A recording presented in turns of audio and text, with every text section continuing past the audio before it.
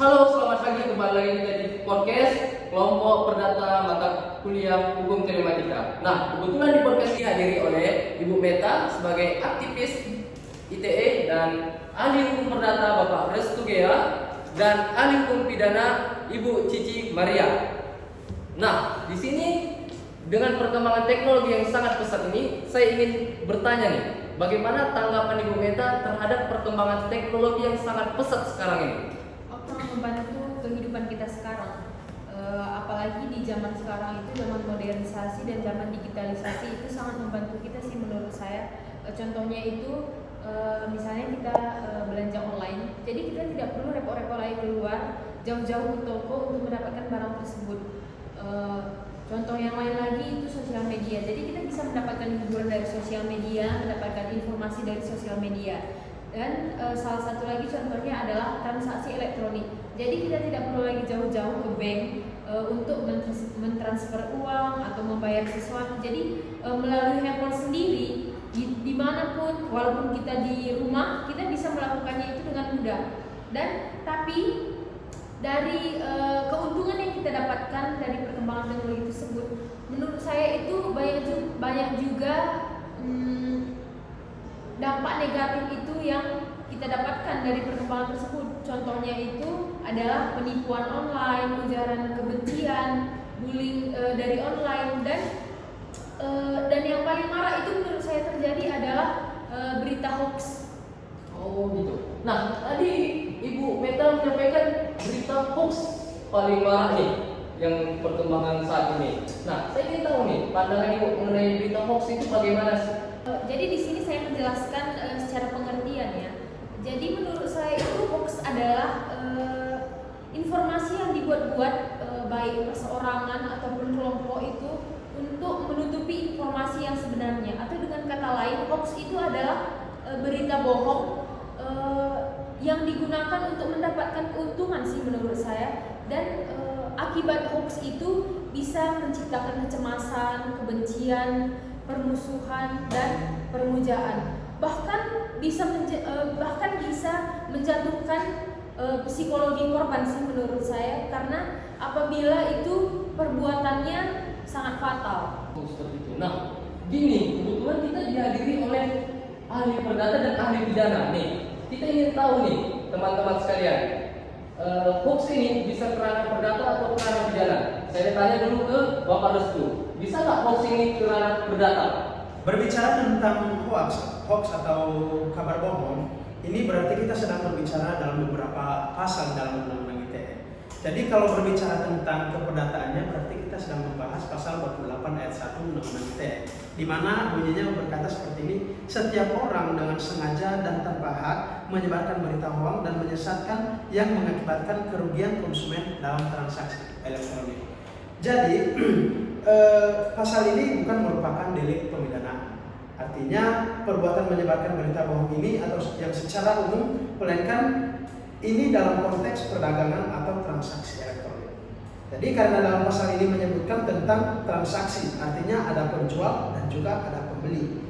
Jadi secara umum pasal ini menjelaskan tentang perlindungan konsumen terhadap pelaku usaha ataupun keadaan yang menyesatkan orang yang melakukan transaksi uang prestasi ataupun keadaan memaksa atau force major melalui perdagangan via online.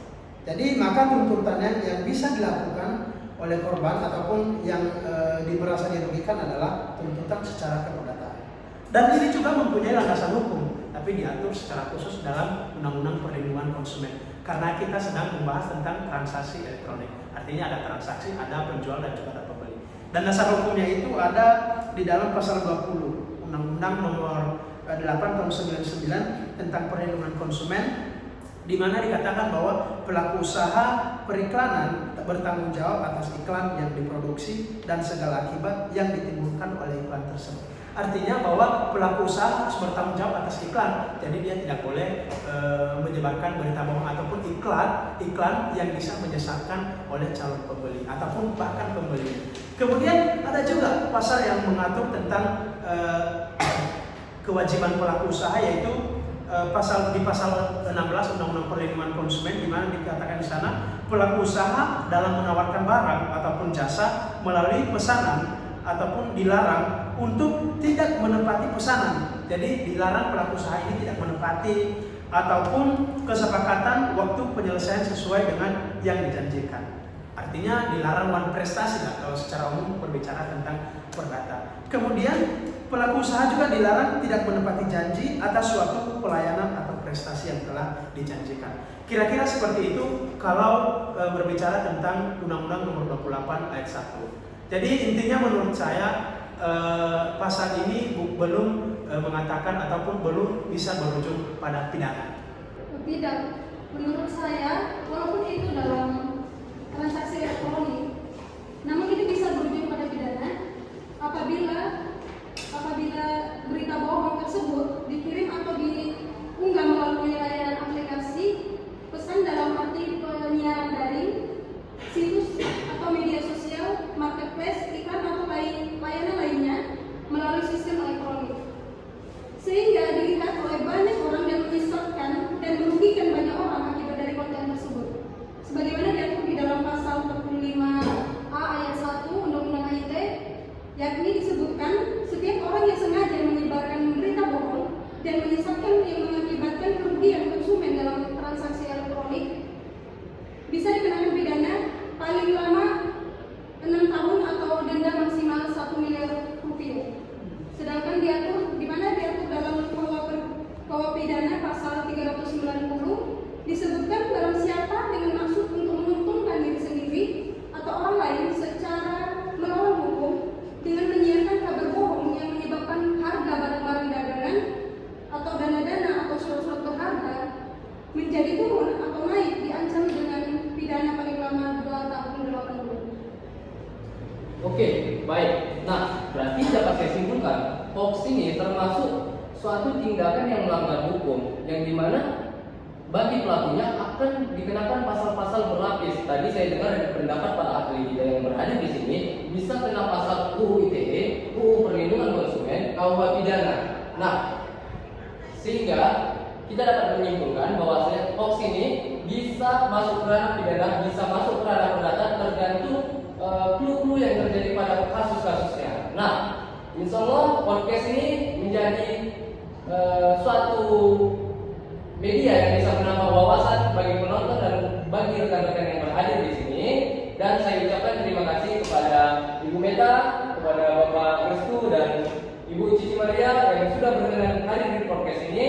Dan kita berada di ujung acara. Saya ucapkan sampai jumpa dan terima kasih di podcast-podcast selanjutnya. Dah. Saya Dharma Putra Nasution sebagai host. Saya Sakina Wafda sebagai editor.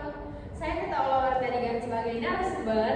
Saya Cici Maria sebagai narasumber. Saya Alfa Sucirawan sebagai kameramen. Saya Restu Katrian Sagea sebagai narasumber. Terima kasih.